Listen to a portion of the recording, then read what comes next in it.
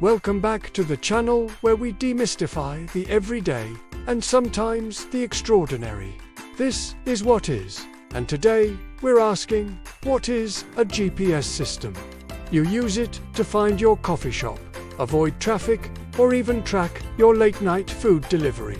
But have you ever stopped to wonder how this magical voice in your pocket actually knows where you are? At its core, GPS stands for Global Positioning System. It's a satellite-based radio navigation system owned by the US government and operated by the US Space Force. Think of it as a cosmic orchestra, with satellites as the instruments, ground stations as the conductor, and your phone as the very appreciative audience. But how did we go from asking strangers for directions, or, heaven forbid, reading a map, to having a hyper-accurate guide in our hand? Well, like many of humanity's greatest technological leaps, it started with a space race, a Cold War, and a little bit of scientific eavesdropping. Our story begins in 1957, when the Soviet Union launched Sputnik 1, the world's first artificial satellite. Scientists at Johns Hopkins University Applied Physics Laboratory noticed something fascinating. As Sputnik orbited, the frequency of its radio signal changed as it passed overhead. This phenomenon, called the Doppler effect, meant they could pinpoint Sputnik's location if they knew their own.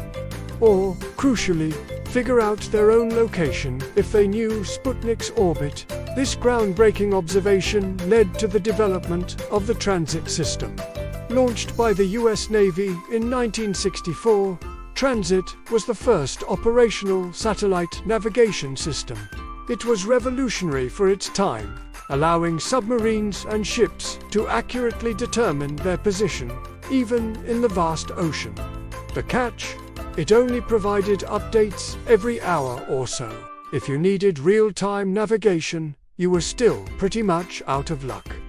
The US military, always looking for a tactical edge, realized they needed something more continuous, more global, and, let's be honest, way cooler than transit. Multiple military projects were simmering. But it was the early 1970s that truly kicked off the project we know as GPS. The Department of Defense merged these disparate efforts into one unified program, NAVSTAR GPS. Why the urgency? The Yom Kippur War in 1973 highlighted the tactical difficulties of coordinating forces without precise, universal positioning. Key figures like Ivan Gettin, considered the father of GPS, and Bradford Parkinson, the chief architect, pushed forward the vision of a system of satellites broadcasting precise timing signals, allowing anyone with a receiver to calculate their exact position by measuring the tiny time differences in signals from multiple satellites. The first experimental GPS satellite was launched in 1978. It was a monumental undertaking, requiring atomic clocks so accurate they would only lose a second every 300,000 years, and a network of satellites, ground control stations, and user receivers. The sheer complexity, cost, and intellectual horsepower involved were mind-boggling. All so you could one day avoid that slightly faster, but very illegal, left turn. But here's where it gets interesting for us civilians. For many years, GPS was primarily a military tool. However, a tragic event in 1983 changed its destiny.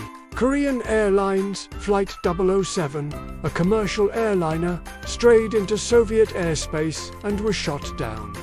In response, President Ronald Reagan pledged that once GPS was fully developed and available, it would be offered for civilian use, freely available to the world. It took another decade, but by the early 1990s, the constellation of satellites was largely in place, and GPS achieved full operational capability. However, there was a catch. For national security reasons, the military intentionally degraded the civilian GPS signal. a policy called selective availability. This meant your civilian GPS receiver might tell you you were within 100 meters of your destination when you were actually much further off. Imagine your digital co-pilot just kinda shrugging. This intentional fuzziness continued until May 1st, 2000, when President Bill Clinton ordered selective availability to be turned off. Overnight, civilian GPS accuracy improved tenfold, unlocking the potential for countless applications we now take for granted. Almost 2 decades after Reagan's promise, the world truly got its directions. Today, the GPS system consists of 3 segments: the space segment for satellites, the control segment, ground stations that monitor and maintain the satellites, and the user segment, you, with your phone, car, or fancy hiking watch.